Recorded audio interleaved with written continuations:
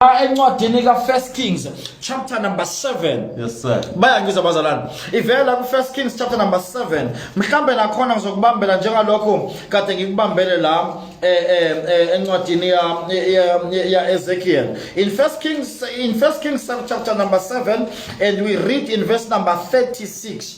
Mawufunda khona kufundeka kanjena. Lithi wakha igceke elingaphakathi ngezinhla ezintathu zamatshe abaziweyo. Nohla lwemishayo yemisedari ngomnyaka wesino isisekelo sendlu kaJehova sase sibekiwe ngenyanga kaZivi ngomnyaka we-11 ngenyanga kabuli eyinyanga eyisishagalombili. That's chapter number 6. But let's go to chapter number 7 and see verse number 36 wakhona. Ilibhebhele ezibhebheni zezimbambelela zakho nezindinini zakho waqopha amakherubi nezingonyama namasundi njengendawo yakho konke ngakunye kanye nemigexo yezimbali nxa zonke ezibhebheni zezibambelela zakho nasezindinini zakho waqopha amakherubi nezingonyama namasundu. And so let develop again Ezekiel chapter 41 verse 15 to 26 lasifunde khona ediphinde ibe a sign of victory njengovela kwa Leviticus in chapter number 23 verse number 40. Now sesiphulela kule ndawo ke manje la kuzokhonzwa umkhosi noma kuzogutshwa umkhosi wephasika. Although bekusana ama scriptures amaningi bengakukhombisa wona but angingakwenzi mhlawumbe uzoconfuse kakhulu. Asiye kulento esikhuluma ngayo le yephasika ukuthi why babekwenza lokho. Leto ke sheke injenani.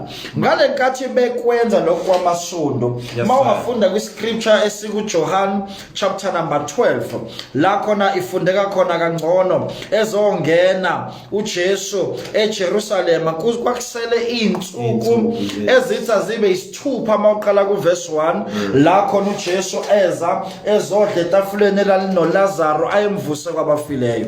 Now kale kathi kusuka lezi insuku eziyisithupha ngakusasa, meaning kwasekusele only 5 days ukuthi kube yiphasika.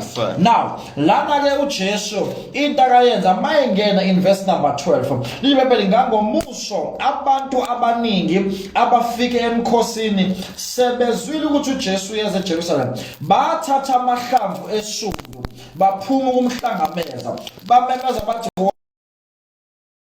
was a sign of victory. Yes, and according to culture yabo laba bantu babazi ukuthi njalo uma ngabe umuntu enqobile kufanele ukuthi kundlalwe amasundu mangabe ezohamba. So that's why kwa celebrate kwandlala amasundu. And another thing ukuthi they did not see him kuphela uJesu as a spiritual messiah, yes, but babona a political figure or a political leader always overthrow umbuso wamaRoma. So ngale kathi kwenzeka leyo nto bavele ba decide ukuthi no, let us take amasundu siwabeke as a sign yokuthi this man, we honor him, we recognize him as our leader, as our deliverer kule ndawo. Ngale kathi benza lokho mawuqhubeka nendaba liyaveza lento kaLazaro ukuthi bonke bafika bebaningi ngoba babekade bekhona ngamhla evusa uLazaro ekufeni. So babezobona hayi nje yena kuphela ngokusho kweBhayibheli kodwa babezobona noLazaro lo ovuswe ekufeni. So ekufikeni kwabo bafika vele sebemcrownile noma sebemphakamisile sebemhlobise njengokuthi this is also our political, not only our pastor, not only our prophet, but he is our political leader, also overthrow the Roman Empire. Yes sir. Now yavela kanjalo ke lento yokuthi kugcine sekucelebratewa ngamasundu. Kahle kahle shenge ngibuyela kulento ukuthi amasundu mhlambe kumele yini akhonzwe noma kumele yini lugcinwe usuku lolu lusiko mpilo lwamasundu.